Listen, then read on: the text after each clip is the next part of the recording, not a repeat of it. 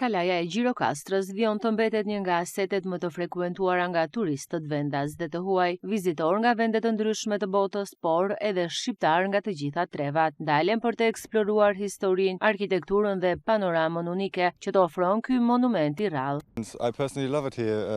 Më pëlqen shumë Kalaja, është vërtet mbretërëse. Pamja nga lart është e mrekullueshme dhe qyteti duket si një kartolinë. Është një vend që duhet vizituar patjetër.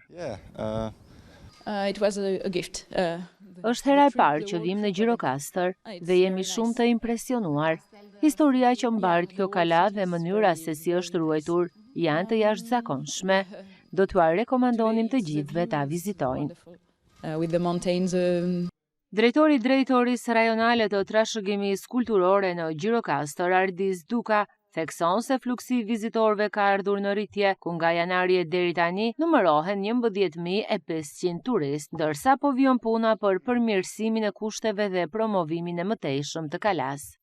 Gjatë kësaj periudhe kohe ka patur rreth 11.500 vizitorë. Pra, do të thoya një shifër e konsiderueshme, pasi është rreth 1.500 vizitorë më shumë se njëjta periudhë e vitit të kaluar. Vazhdojmë përgatitje duke rritur sigurinë dhe vendosjen e disa elementeve informues për vizitorët për të patur parasysh për rrezikun e sigurisë.